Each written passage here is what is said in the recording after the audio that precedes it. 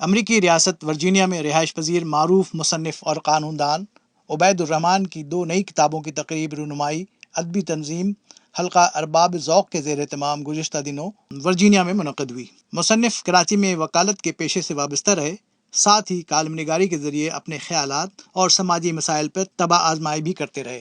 کئی برس پہلے وہ ریٹائرمنٹ کے بعد امریکہ منتقل ہوئے۔ ان کی دونوں تصانیف خیالات پریشاں اور احوال واقعی دراصل ان کے کالموں کراچی میں پیش آنے والے اہم واقعات، وکالت کے دوران ان کے تجربات اور شہر کراچی کی بعض اہم سیاسی و سماجی شخصیات کی سوانح حیات پر مبنی تاریخی دستاویز ہے۔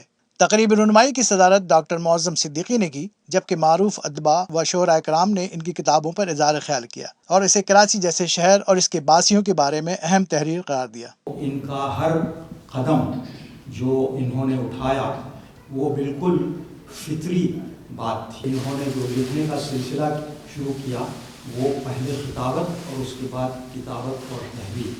امریکہ میں مقیم پاکستانی کمیونٹی کے معروف شاعر خالد عرفان کا کہنا تھا کہ عبید الرحمان اس دور کے حالات کو اپنے قلم کے ذریعے قارئین تک پہنچانے کا ہنر جانتے ہیں۔ ان کی تحریروں میں ماضی کے سیاسی و سماجی حالات کا عکس موجود ہے۔ معروف ادیب سیتا پال آنند نے کتاب اور مصنف پر تبصرہ کرتے ہوئے کہا کہ خوبصورت پیرائے میں تحریر کی گئی یہ تاریخ کی ایک کتاب ہے جو اپنے دور کے حالات کو سمجھنے میں مدد دے گی۔ تقریب کے صدر نشین ڈاکٹر معظم صدیقی کا کہنا تھا کہ مصنف کا تعلق لکھنؤ سے ہے، یہی وجہ ہے کہ ان کی دونوں کتابوں میں تہذیب و تمدن کی جھلک موجود ہے۔ انہوں نے کراچی میں وکالت کے پیشے میں درپیش مسائل کو خوبصورت پیرائے میں پیش کیا ہے۔ انہوں نے خیالات پریشاں اور احوال واقعی کو اردو تصانیف میں گراں قدر اضافہ قرار دیا۔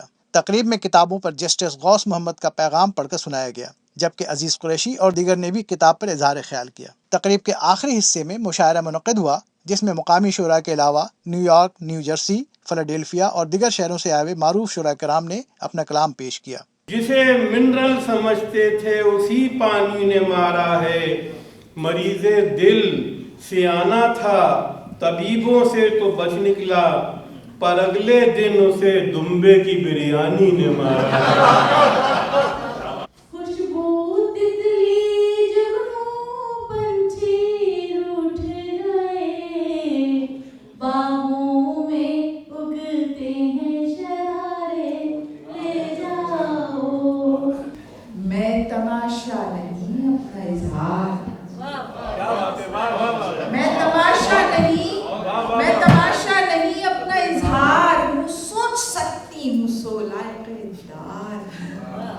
میرا ہر حرف ہر ایک صدا جرم ہے اور پھر شاعری تو کر۔ موسیقی اور ادب و ثقافت کسی معاشرے کی پہچان ہے۔ امریکہ میں مقیم پاکستانی کمیونٹی گرچہ بہتر معاشی مستقبل کی تلاش میں یہاں آئی، لیکن انہوں نے غم روزگار سے آگے بڑھ کر یہاں ادبی ماحول کو بھی فروغ دینا شروع کیا۔